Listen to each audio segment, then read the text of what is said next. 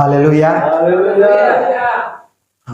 Ibadah judo ya, Jumat doa yang diberkati ya, sukacita dalam hadirat Allah, luar biasa hadirat Tuhan. Puji Tuhan, mari kita baca dulu dua ayat akan kita baca. Amsal pasal 17 ayat 3 dan Amsal pasal 27 ayat 21. Kita Amsal.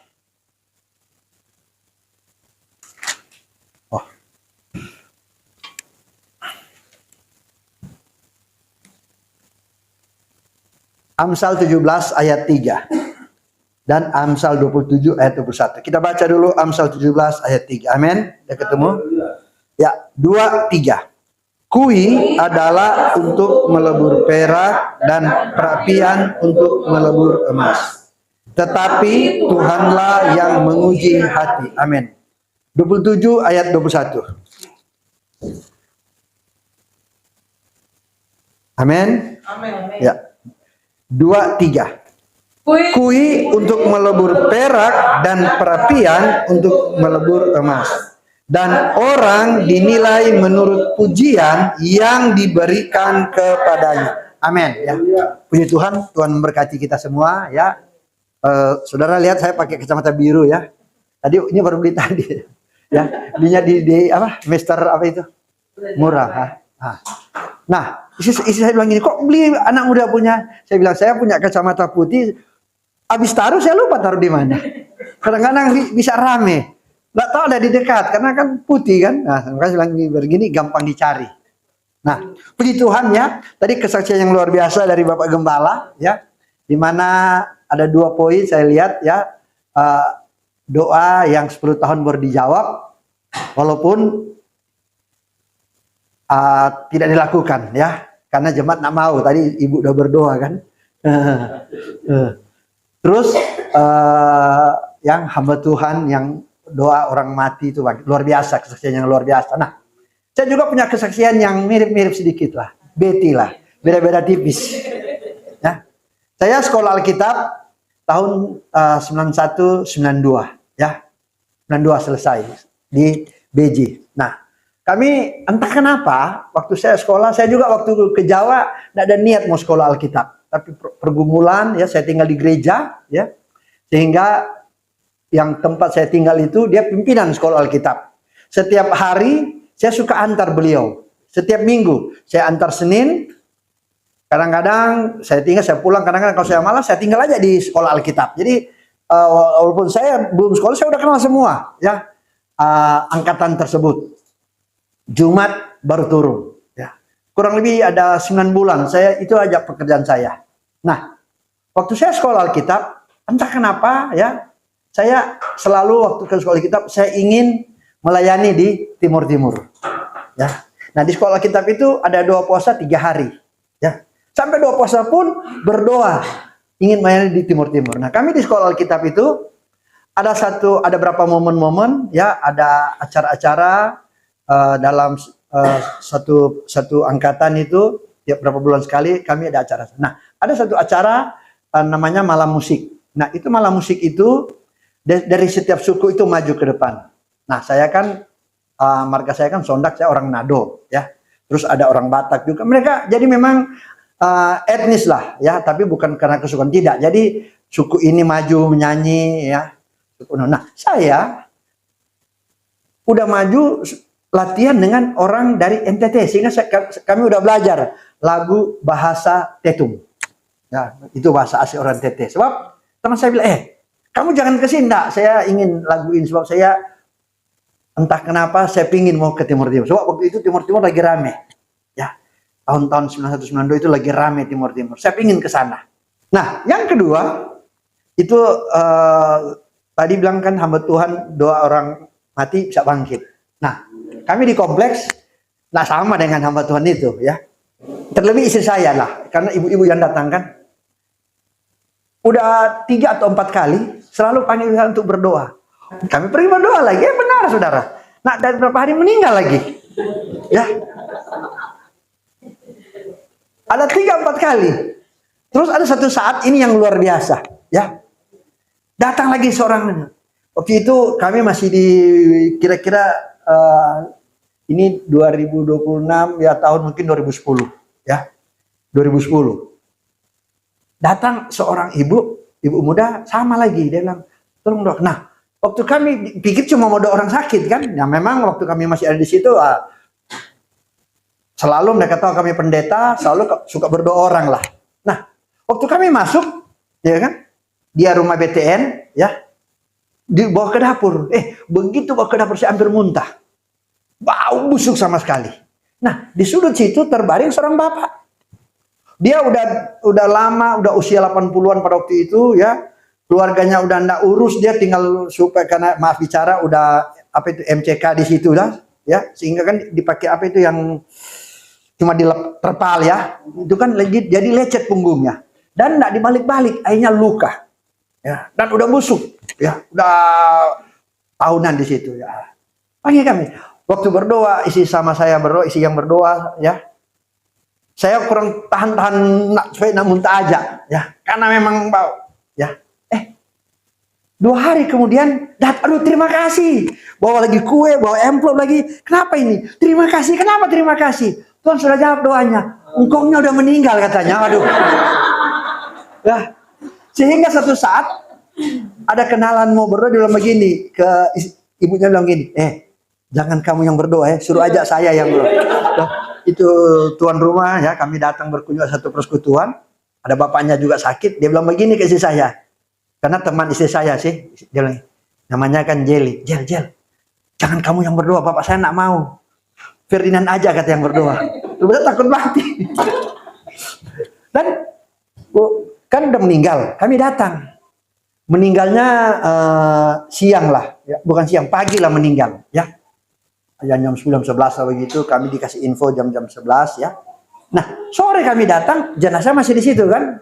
Ya, mau doa jangan dulu doa kata. Sudah, kami juga kan dia bukan jemaat kami, jadi kami nak layani ya. Nah, terus saya bilang, kenapa nggak bikin ibadah? Oh, nanti mau pindah. Padahal kan meninggal dari siang. Kenapa nggak pindah? Saya bilang. Saya tanya. Oh, ada keluarganya maunya mencari rumah duka, tapi rumah duka penuh. Oh loh, saya bilang begini. Di Jakarta nggak ada rumah duka penuh. Itu kan di Jelambar, di di Grogol itu dan Mogot itu ada. Itu udah. Nah, mereka mau cari yang VIP. Hah? Yang ada AC kita. Saya bilang mati. Waktu hidup kasih di dapur, dikasih biar lagi di pojok. Begitu udah mau meninggal, kasih di ruang AC. Karena kita keluarganya, anak-anaknya, rupanya anak-anaknya banyak yang sukses. Ya, saya nggak mau. Saya bilang begini, aduh, ini udah dunia udah terbalik. Kalau mau kasih senang orang tua waktu hidup, kalau udah mati ngapain, ya kan?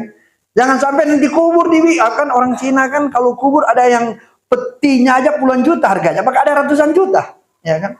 Bahkan ada kubur di Kerawang sana, satu petak kubur M harganya. Saya pernah melayani. Saya tanya, berapa kubur sini? Om, paling murah 50, paling mahal 2-3 M. Mana? Dia tunjuk sana itu. Saya, ya. Hidup dikasih biar. Begitu mati taruh tempat mewah. Saya suka bilang, kalau mau kasih senang orang tua waktu masih hidup, ya kan? Kalau sudah mati ya selesai. Nah, kita kembali ke firman Tuhan.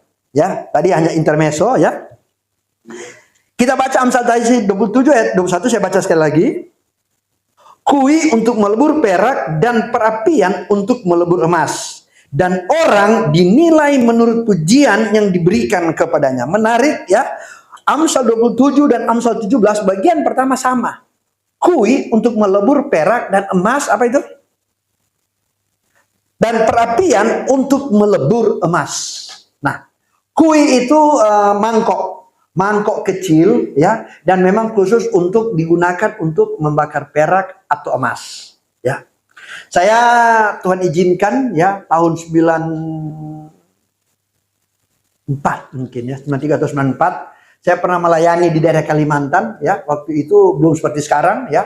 Pergi kami, Tuhan kendaki kami naik helikopter, sebab yang undang kami perusahaan Mas Kem namanya. Kalian Equatoling Mini ya, mungkin salah kali sebut ya. Nah, jadi saya lihat cara pengelolaan emas secara modern. Kami juga pernah ke Kalimantan, pernah lihat cara pengelolaan emas secara dulang, ya kan, ambil air di sungai ya.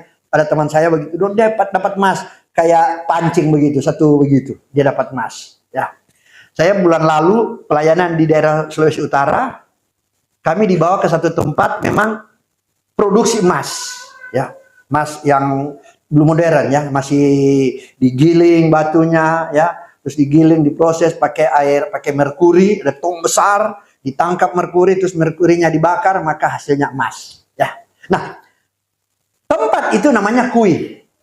Jadi untuk mendapat perak atau emas yang murni harus ada di satu wadah dan dibakar, Alkitab tulis, ya kan? Nah, kitab Ayub tulis ya, Ayub pasal 23 ayat 10 ya. Karena Ayub berkata begini.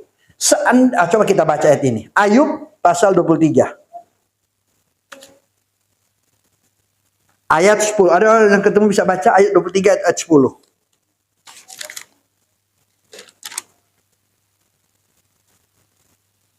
Bisa tolong baca Ayub 23 ayat 10.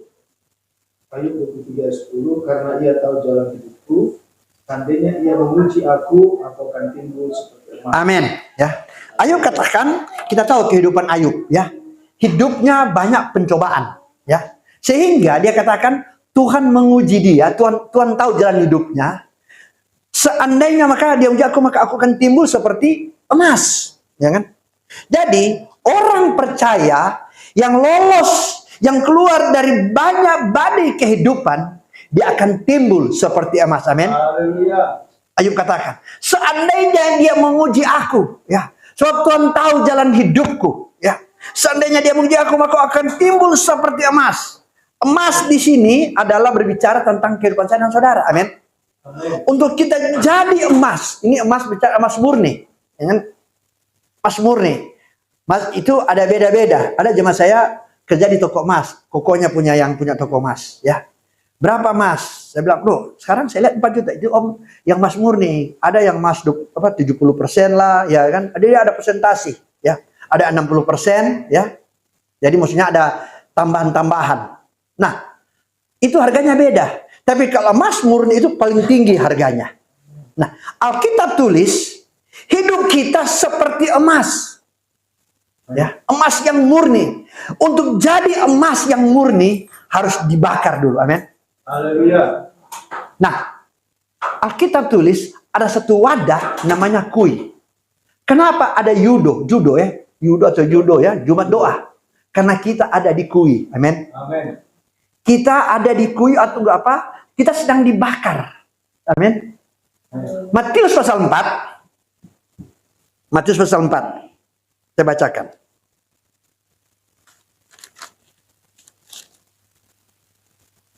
Matius pasal 4. Maka Yesus dibawa oleh roh ke padang gurun untuk dicobai iblis. Yesus aja dibawa oleh Roh Kudus, oleh Roh Allah ke padang gurun untuk apa? Untuk dicobai. Padang gurun ini berbicara tentang proses kehidupan. Ya, hidup itu nggak ada yang enak. Ya, nggak ada yang enak hidup itu. Selalu ada yang namanya proses. Yesus aja dibawa ke padang gurun. Sama dengan kita ini, hidup kita ada di kui. Ya, kita nggak mau kita ada di kui. Kui itu mangkok, ya. Tapi Tuhan taruh kita di situ untuk apa? Untuk kita menjadi emas murni. Ya, emas murni. Ya. Saya pernah ada orang konseling datang, Pak Pendeta, saya udah lama, saya juga udah lupa-lupa ya. Ya, di jemaat saya kalau memang enggak pergi ya cukup banyak ya. Tapi ya pergi saya udah lupa dia jemaat tahun berapa. Om, saya Om yang dulu jemaat sini, terus Om yang oh iya saya ingat. Ya, dia cerita saya ingat. Aduh, puji Tuhan, nah kamu udah sukses. Sebab waktu itu saya ingat dia mau ke Kalimantan katanya suami istri. Terus mana suaminya? Nah, itu Om saya ke sini, dia bilang, "Kenapa?" "Saya boleh Om, saya mau minta surat cerai." "Hah?" Saya bilang, "Aduh, gereja nggak pernah kasih surat cerai. Pemberkatan ada. Selesai pemberkatan selesai, gereja nggak ada hubungan lagi." Ya, nggak ada hubungan lagi. Hanya diceritalah, ya gini. Saya bilang, kehidupan kita nggak ada yang enak, amin. Ya, kita nggak tahu siapa pasangan hidup kita, ya kan? Kita nggak tahu. Tapi kalau toh kita ada di situ, Tuhan yang taruh kita ada di situ, amin. Ya, Tuhan yang taruh siapa pasangan hidup kita. Ya kan? Iya. Aduh, saya enak mau bilang Pak Isar. Ya kan? Kalau saya sama istri saya, aduh kadang-kadang tidak ada 1 minggu paling kurang. Kadang-kadang di mobil aja salah belok aja bisa ribut. Salah belok aja atau bukan salah belok, rem aja tiba-tiba, ya kan? Tapi udah biasa itu, ya kan? Itu cuma hal sepele, tapi habis selesai, ya kan? Nah, mungkin, aduh Tuhan, kenapa pasangan hidup begini? Ya, kita nggak mungkin protes, ya kan? Tapi Tuhan taruh kita di situ. Amin. Lebih seru lagi kita sebagai orang tua. Begitu, aduh, anak saya, ya, pasca, aduh, masih pergumulan sekali dia. Ya kan? Sekarang kan, saya bilang begini ke saya ini kenapa ya? Dari TK sampai dia kerja, saya jadi ojek. Dari dia masih playgroup, saya antar ke sekolah. Sampai dia kuliah, saya antar lagi ke Bandung. Sampai kerja pun, saya mesti antar jemput dia. Saya, aduh, ya kan? Ya, namanya anak-anak, ya kan? Nah, waktu lahir, kita nggak bilang, Tuhan, kalau saya dapat anak, baguslah, pintar main musik, suaranya hebat, ya kan? Enggak. Tiba-tiba udah lahir aja anak saya kita begitu, ya kan? Kita nggak mungkin minta. Terus anak juga nggak mungkin waktu dia, Tuhan kok kenapa dapat bapak seperti begini, ya kan? Ya kan? Kami dulu waktu masih kontrak, ya kan? Dia suka bilang, aduh, kenapa ya? Kan tinggal di kompleks. Teman dia semua punya rumah. Cuma kami ini yang kontrak, ya kan? Sehingga saya bilang, nak, nggak apa-apa, nak. Betul kita kontrak. Tapi rumah kita di surga, lantainya aja dari emas. Akhirnya dia hafal itu, iya kan? Begitu biasa dia sudah bilang lagi rumah lantai kita dari emas. Kan di kitab Wahyu bilang begitu, ya kan? Dia nggak bisa protes. Kenapa kok lahir di bapak gembala, merintis lagi hidup begini? Ya, itu sebabnya saya bilang, nah, kamu sekolah yang terbaik, ya kan? Teman-teman orang sekolah di sekolah negeri, anak saya kami kasih sekolah di sekolah Kristen di Lemuel. Ya. Karena kejauhan dia komplain, cari yang dekat, masuk Yadika. Tapi waktu kuliah, waktu sekolah, kasih sekolah yang terbaik, masuk Penabur. Walaupun mungkin mau bayar SPP harus doa dan puasa dulu. Tapi bisa selesai, ya kan? Nanti saya coba pikir begini, nanti satu saat dia, aduh Tuhan, kenapa punya bapak seperti begini, ya kan? Hidupnya susah. Sehingga waktu dia nak sekolah Alkitab, dia bilang, jadi pendeta. Ngapain jadi pendeta? Ya kan? Setiap kali minta sesuatu, harus berdoa dulu, dia bilang. Ya, tapi tetap kami ajarkan. Ya. Bagi kami, selalu memberikan yang terbaik. Kenapa? Supaya hidup dia tahu, kalau jadi anak hamba Tuhan, adalah the best. Amin. Ya kan? Terbaik. Ya, terbaik. Sebab apa? Sebab waktu dia lahir kita nggak minta seperti apa anak kita, tiba-tiba sudah begitu, ya kan? Atau anak atau kita sebagai anak, tiba-tiba kok kenapa orang tua saya begini? Enggak, ya kan? Kita ada di kui. Untuk apa? Untuk kita menjadi emas murni harus dibakar. Ya kan? Kita harus alami yang namanya proses. Itu sebabnya kita ada Jumat doa. Kalau kita nggak berdoa, kita bisa out, ya kan?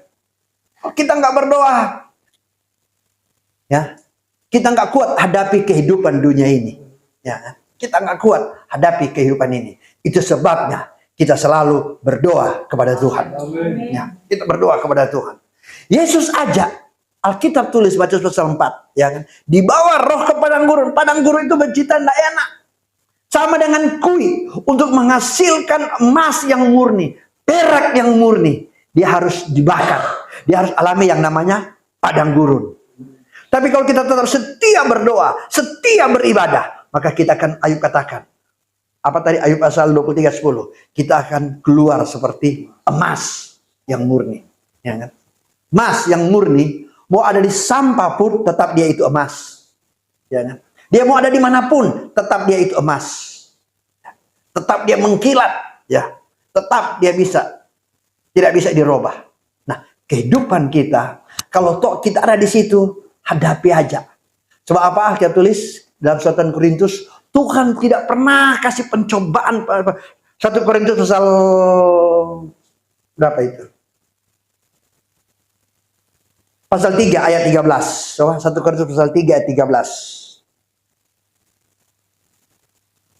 Saya bacakan. Sekali kelak pekerjaan masing-masing orang akan nampak. Karena hari Tuhan akan menyatakannya, sebab ia akan nampak dengan api, dan bagaimana pekerjaan masing-masing orang akan diuji oleh api itu. Amin. Ya, akan diuji oleh api itu. 1 Korintus pasal 10 ayat 13. Coba 1 Korintus pasal 10 ayat 13.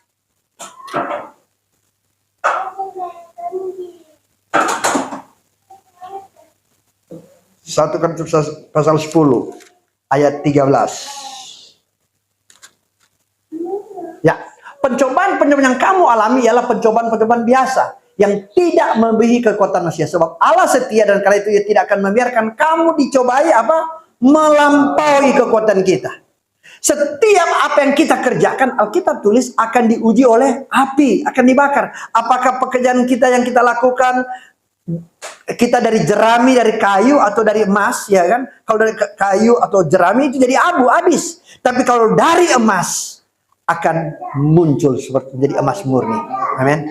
Dan setiap pencobaan yang kita hadapi tidak akan melampaui kemampuan kita. Ya, tidak akan melampaui. Itu sebabnya kita hanya butuh Tuhan dalam kehidupan kita. Ya. Kita hanya butuh Tuhan untuk membuat kita tetap setia kepada Tuhan. Ya. Kalau saja dia katakan, aku ingin begini, tapi itu yang Tuhan kerjakan. Sehingga ada firman Tuhan katakan, cukuplah kasih setia Tuhan dalam kehidupan kita. Nah, sekarang kita kembali ke Amsal tadi pasal 27, ya. Amsal 27 tadi ayat yang ke-21, ya. Amsal 27 tadi ayat 21. Saya baca sekali lagi, ya. Ayat 21. Kui untuk melebur perak dan perapian untuk melebur emas, dan orang dinilai menurut pujian yang diberikan kepadanya. Ya kan? Kita ada di mangkok, ada di kui, ya kan? Kita sedang dibakar oleh apinya Tuhan. Kalau kita iman kita luar biasa, ya, kita akan tampil seperti emas murni. Nah, berikutnya dikatakan begini, ya kan? Dan orang dinilai menurut pujian yang diberikan kepadanya, ya kan? Kadang-kadang apa yang kita buat orang hebat kau, ya kan? Tapi hati-hati, ya kan? Apa yang kita bisa lampaui itu semua karena anugerah Tuhan. Ya, bukan karena kita hebat. Hati-hati jangan sampai kita bangga dengan apa yang kita terima ini padahal bukan karena kekuatan kita. Efesus tulis semua karena anugerah Tuhan. Ya. Kita bisa lampaui pencobaan, masalah yang kita hadapi bukan karena kita hebat, tapi karena penyertaan Tuhan. Alkitab tulis orang dinilai menurut pujian yang diterima. Kadang-kadang banyak orang jatuh karena pujian yang diberikan, ya kan? Kita merasa bangga, kita merasa hebat, ya kan? Kita merasa segala sesuatu, kita dahsyat dan luar biasa. Kita nggak layak terima itu. Semua itu untuk kemuliaan Tuhan. Ya. Semua itu untuk kemuliaan Tuhan. Tuhan yang berdaulat dalam kehidupan kita. Ya. Tuhan yang berdaulat. Itu sebenarnya katakan orang dinilai.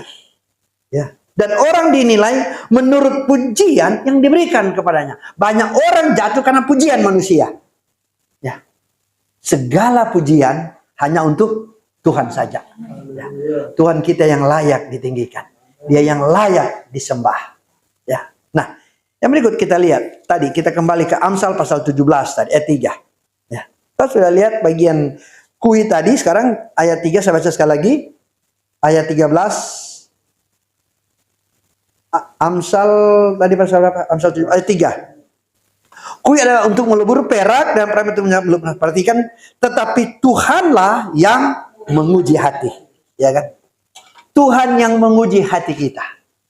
Tuhan tahu hati kita. Ada yang bilang dalamnya laut, tingginya gunung, manusia bisa ukur.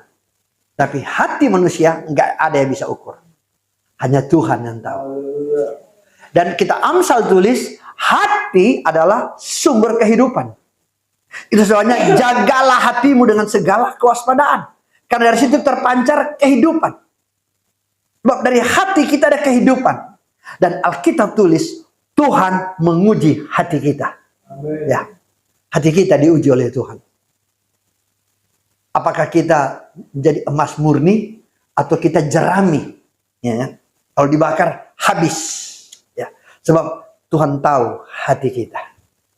Saya pernah dengar di satu media sosial, di satu berita, ya, dibilang begitu, aduh orang itu dulu kok baik, ya. Terus begitu dia udah kaya jadi sombong. Ya. Terus ini salah satu sumber pembicara itu dia bilang begini.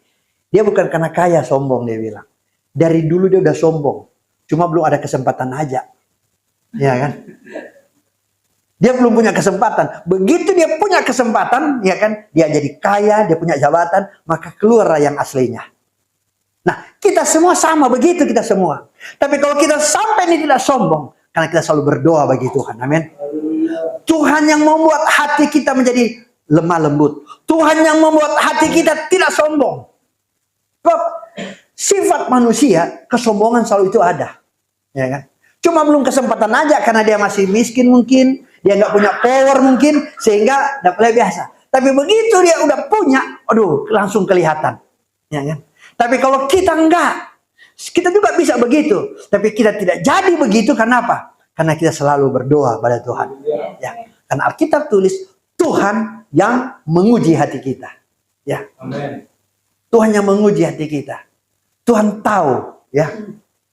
Ada satu cerita. Ya. Ada seorang ibu. Ya. Dia punya anak. Anaknya masih SD. Ya. Anaknya masih SD. Dia sangat bangga. Suaminya udah nggak ada, jadi dia bangga nanti kalau anaknya dia buat supaya sukses nanti, ya kan? Supaya jadi hebat nanti, bisa jadi membawa nama yang baik lah. Ya. Nah, ini anak ini kalau ini ibu ke gereja dia bawa nih anak ini. Anak ini rajin, sekolah minggu pun rajin, semuanya dia rajin. Satu saat cuma kena satu penyakit aja meninggal anak ini. Ya. Terus ibu ini dia langsung malas beribadah. Ya. Dia komplain sama Tuhan. Kenapa kok saya udah setia beribadah, ya kan? Saya rajin beribadah, saya rajin memberi persembahan, memberi perpuluhan, semua saya rajin. Anak saya juga sama, dia ajar. Ya. Kok bisa meninggal masih muda? Dalam dia tidur, dia dapat penglihatan. Dan waktu dia tidur, dia lihat ada seorang raja yang lalim. Ya. Yang jahat sekali. Sehingga pada waktu ini ibu ini lihat dalam satu penglihatan dan satu mimpi, dia benci orang itu. Ya, dia benci orang itu. Ya. Kenapa kok orang itu ada di dunia ini? Ya, bisa ada kan, ada orang seperti begitu kan, lalim dan lain sebagainya. Terus suara malaikat berbicara dalam telinganya. Kalau anak kamu dewasa nanti, itulah anak kamu, dia bilang. Ya, itulah anak kamu. Itu sebabnya sejak dia masih bagus, Tuhan panggil dia. Ya kan? Kadang-kadang kita nggak tahu kehidupan kita jadi seperti apa, ya kan? Tapi Tuhan tahu apa yang akan jadi besok, ya kan? Kita kadang-kadang suka komplain sama Tuhan, kok bisa begini, kok bisa begini? Kita nggak tahu esok.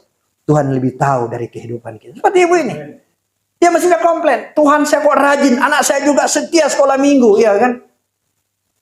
Tapi begitu dia lihat itu, Tuhan bilang, nanti kalau dia dewasa nanti, itulah orangnya, ya? Itulah orangnya. Nah, kehidupan kita ada dalam tangan Tuhan. Amin. Ya. Kenapa kita perlu berdoa? Supaya hati kita, Tuhan membersihkan kehidupan kita. Amin. Supaya kita tahu, kita tulis mana yang bisa membedakan antara tangan kanan dan tangan kiri. Ya. Kitalah. Ya. Kita ada di kui, di mangkok untuk pembersihan. Ya. Kalau kita ada hadapi pergumulan, pasangan hidup kita, anak kita, ya kan, serahkan sama Tuhan, amin. Ya, serahkan sama Tuhan. Ya, itu bagian kehidupan kita. Yesus ajak, Alkitab tulis, dibawa ke padang gurun untuk apa? Untuk dicobai. Ya, Yesus ajak, apalagi kita manusia biasa, amin. Ya, tapi apakah Tuhan meninggalkan kita? Enggak. Tuhan selalu menyertai kita. Dia selalu memberikan kita kekuatan. Dia selalu memberikan kita kemampuan. Untuk kita kuat menghadapi keadaan dunia ini. Ya, untuk kita kuat. Itu sebabnya teruslah kita berdoa sama Tuhan. Karena hidup tanpa doa seperti kita orang Kristen yang kelihatan hidup padahal kita sudah mati. Doalah yang membuat kita tetap hidup bagi Tuhan. Puji Tuhan, Tuhan memberkati kita semua. Haleluya.